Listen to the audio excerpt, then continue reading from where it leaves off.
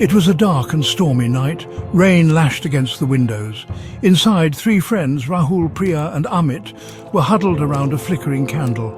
They were, bored. "Let's play a game," Rahul suggested, his eyes gleaming mischievously. "Truth or dare?" Priya and Amit exchanged nervous glances. They knew Rahul's dares were always scary. "I dare you," Rahul continued, "to go into the old house on the hill and bring back something, anything you find there." The old house stood at the end of a deserted street, shrouded in an eerie silence. Its paint was peeling, and the windows were boarded up like the vacant eyes of a sleeping giant. The garden was overgrown with weeds, and a lone swing set creaked mournfully in the wind. Priya shivered. "Are you sure about this, Rahul?" she asked, her voice trembling. "Don't be such a scaredy cat," Rahul scoffed, though he couldn't help but feel a shiver crawl up his spine. "Come on, let's go."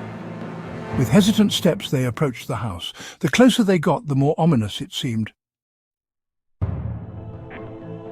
The front door creaked open with a groan, as if warning them to turn back. Inside, the air was thick with dust and the musty smell of decay. Cobwebs hung from every corner, and the only light came from the sliver of moon shining through a crack in the boarded window. "This place is creepy," Amit whispered, his voice barely audible above the pounding of his heart. They stepped inside cautiously, their footsteps echoing in the silence. The floorboards creaked ominously beneath their feet, as if the house itself was groaning in its sleep.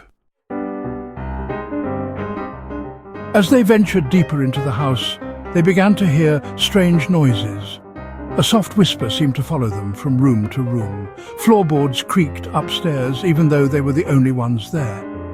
"Did you hear that?" Priya whispered, grabbing Amit's arm. He nodded, his eyes wide with fear. "I think we should go back," he said, his voice trembling. But Rahul was determined to see this dare through. "Just a little further," he insisted. The shadows seemed to dance in the flickering moonlight, taking on menacing shapes. It was as if the house itself was watching them, its unseen eyes following their every move. The whispers grew louder, swirling around them like a cold wind. "Someone is here with us?" Priya whimpered, her eyes darting nervously around the room. Rahul tried to stay calm. "It's just the wind," he said, though even he wasn't convinced. The whispers seemed too real, too close.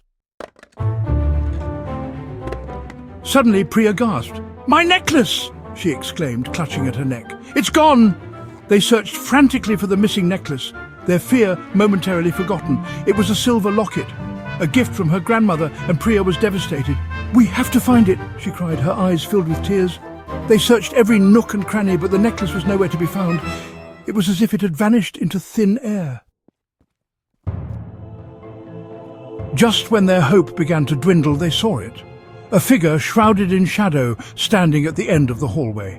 It was tall and slender, and its eyes seemed to glow in the darkness. Priya gasped. Amit choked back a scream, and even Rahul felt a surge of terror. The figure remained motionless, its gaze fixed on them. "Who's there?"